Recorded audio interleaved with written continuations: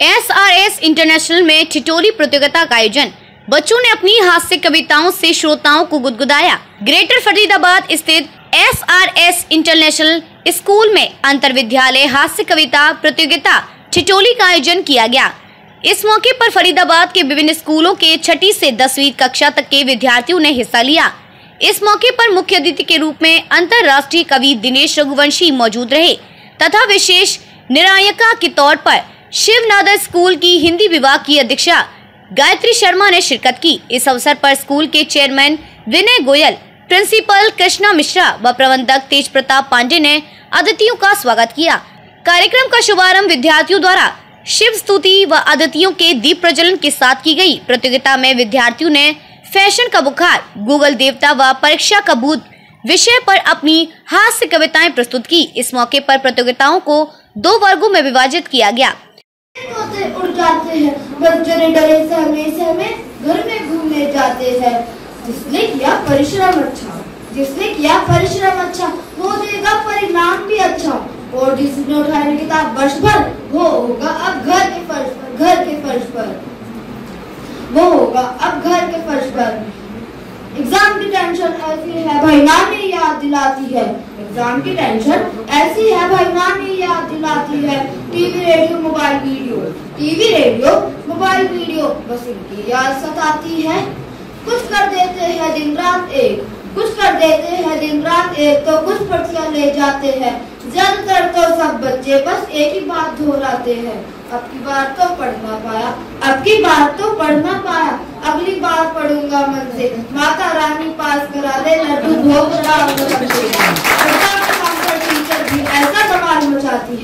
Exam के नाम पर टीचर भी ऐसा बवाल मचाती है। हम बच्चे परीक्षा की भूल से कांप घबराते हैं। खाली पड़े मैदान खेल के बच्चों चिल्लाते हैं। हम बेचारे दूसरों को बाय बाय कर जाते हैं। घर के कहीं किसी कोने में पड़ा है गल्ला, पड़ी है बोल। सुने हैं पेपर के दिन में सारे शहर के शॉपिंग मॉल। अब तो बस सुनाई देती टीचर जी की बात। आधा घंटा शेष बचा है, जल्दी चलाओ हाथ, वरना पेपर छूट जाएगा, घर में पड़ेगी लात। सुनते ही ऐसा टीचर से हमने चलाए हाथ। रिश्तेदारों को हमारी चिंता हमसे ज्यादा सताती है। फिर हुई थी सीमा अपनी बता के वो डराती है। अब इनके कानों में जीना अपना हुआ हराम। पापा मम्मी के भर जाए आज अधूरे वो तो कान। परंतु दोस्तों माना कि भूत डराता है पर सच हमें जगाता है। घर डरे ना इससे और पढ़े ना तो पीछे ही रह जाएंगे और जीवन रूपी इस गाड़ी में सबसे पीछे छूट जाएंगे। धन्यवाद। कक्षा 6ठी से 8वीं कक्षा तक के पहले वर्ग में प्रथम Kashvi Bhargava Saint Anthony School, Raunak Divine Academy School द्वितीय, सेंट कोलंबस स्कूल की अंशिका अग्रवाल तृतीय रही। वही कक्षा 7वीं के साइल DAV सेक्टर 37 प्रथम, श्रिया श्री महापात्रा सेंटर कोलंबस द्वितीय, अभिज्ञा चौधरी सेंट एंथनी तृतीय रहे। कक्षा 9वीं की प्रतियोगिता में तनिष्का शर्मा सेंट एंथनी प्रथम, अक्षज गुलेरिया DAV सेक्टर 14 द्वितीय, धनश्री दिल्ली स्कॉलर्स तृतीय रही। वह कक्षा 10वीं की साक्षी डिवाइन अकादमी ने पहला, दक्ष सिंह सेंट कोलंबस तथा अनुषा सिंह DAV सेक्टर 14 ने तृतीय स्थान प्राप्त किया।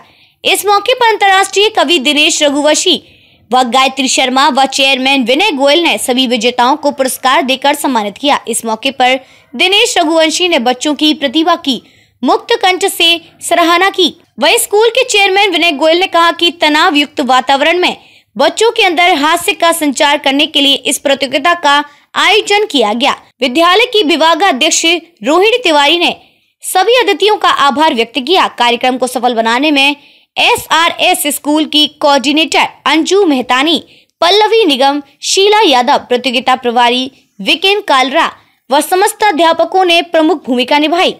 क्या नाम है सर आपका? मेरा नाम विनय गोयल है जी।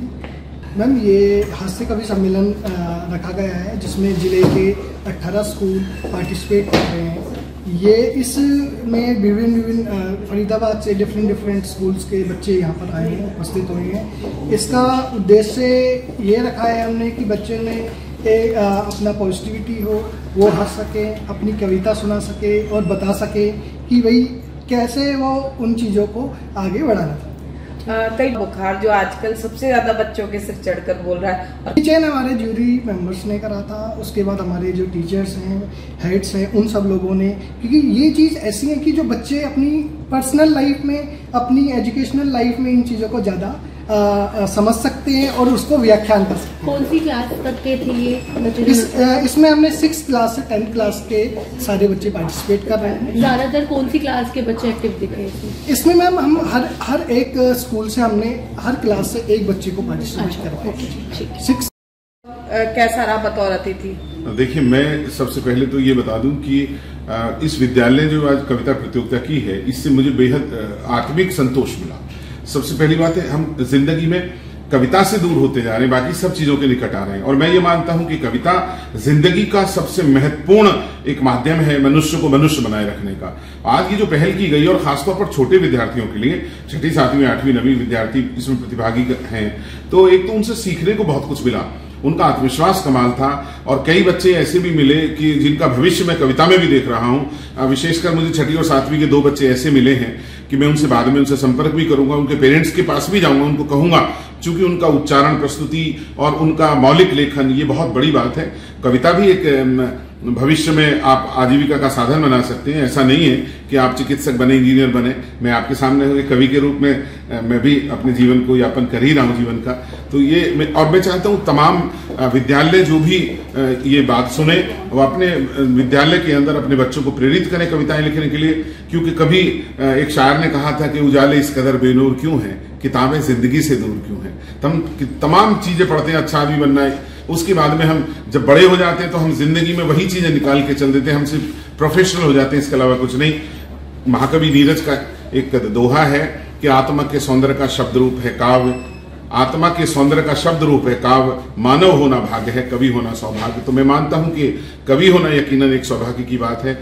SRS इंटरनेशनल स्कूल के निदेशक विनय जी का, प्राचार्य मैम का और तमाम शिक्षकों का मैं आभार व्यक्त करना चाहता हूं कि उन्होंने एक बड़ी पहल की है। मेरी बहुत बहुत शुभकामनाएं उनके लिए। समझ में नहीं आ रहा था कि सबकी प्रस्तुति इतनी दमदार थी। मतलब यदि मैं कहूं तो सारे ही प्रथम, बस यही कह सकता हूं।